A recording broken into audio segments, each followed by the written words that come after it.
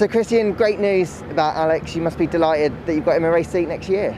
Yeah, great news for Alex. I think great news for Williams.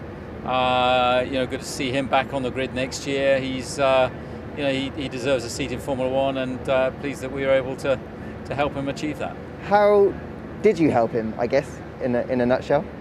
Well, basically, obviously, we're keen to help him facilitate that seat. So, working with Williams, we found a solution.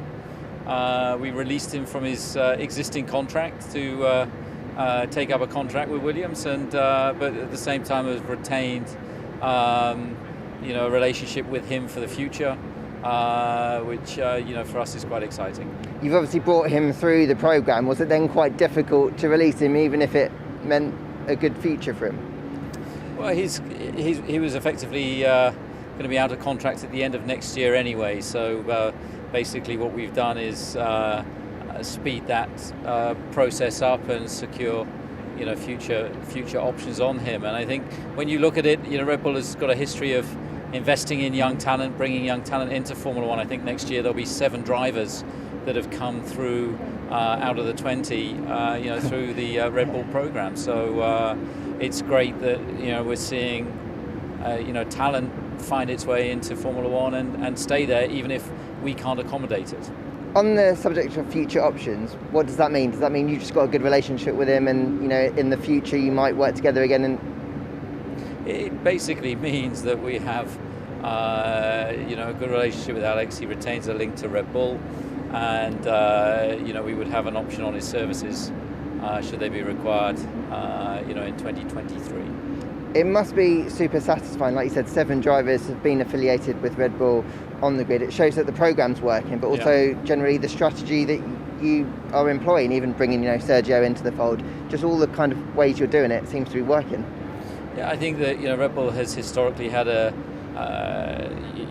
investment in youth policy, and that's not just limited to the drivers. It's within engineering, it's within all aspects of of the business, it's in all aspects of sport. For example, we see it in football as well, and I think it demonstrates that it's working. That almost 50% of the grid next year Red Bull will have supported at some point in time through their careers.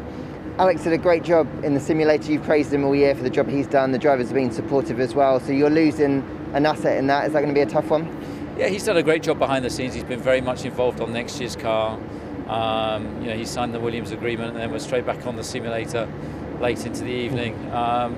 Putting the hours in, and I think that we'll miss his input into that next year. But we've got Yuri Vips, Liam Lawson, doing a great job. We still have Sebastian Buemi under contract. Jake Dennis has been doing a good job for us as well this year. So we've got strength and depth within the simulation squad as well. And Alex, of course, is still with you for the rest of the year, so you can still kind of get the most out of him. Yeah, we'll be working him hard between now and the end of the year. So the amount of hours he's done in this simulator has been insane. But it's all part and adding to what we're managing to achieve, on track this year. So what I've been really impressed with him is the way that he's embraced that role from the moment he was informed after Abu Dhabi last year, and that was one of the reasons that we were particularly keen to help him see him back in Formula One. So you feel he's coped quite well with the disappointment, obviously, of losing his race seat?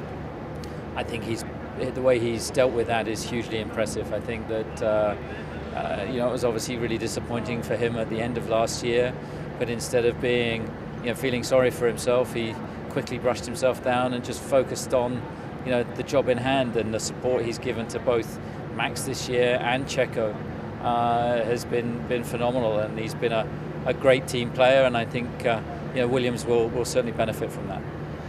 AlphaTauri announced that Pierre's staying and Yuki's staying. You mentioned Yuri and Liam. The future's looking pretty bright for the pathway through to the works team in the future years. Yeah, I mean, Pierre Gasly's done a phenomenal job with AlphaTauri the last couple of seasons, and of course their aspirations continue to grow. So for him to retain the lead drive, there is good. He remains a Red Bull Racing driver on loan to AlphaTauri. Yuki, has done enough to warrant a second year, and then of course we have this group of young talent, coming through. The 2 guys, in Formula 2. We've got Dennis Hauger, obviously leading the way in Formula 3 at the moment. An exciting young American, Jack Crawford. So there's strength and depth within the junior program. On Pierre, will we ever see him back in a Red Bull in the future? I would never rule anything out. I mean, he's driving it at a very, very high standard, and so he's still very young. He's doing a great job. So for 2023 we have multiple options available to us, which is when you're in the situation we are, that's exactly what you want. Awesome. And just to finish off, because we're here in Monza, how are you looking forward to the weekend? It's traditionally a Mercedes stranglehold, but you've shown plenty of times this year you can kind of get on top of them and tracks they've succeeded at. Yeah, these next two races are probably going to be two of our toughest challenges. This has been a Mercedes stronghold for many, many years. We were rubbish here last year, so anything on that will be an improvement. So hopefully we can have a solid weekend here, and with the sprint format as well, it's just important to be on the pace from the first session and get everything that we can.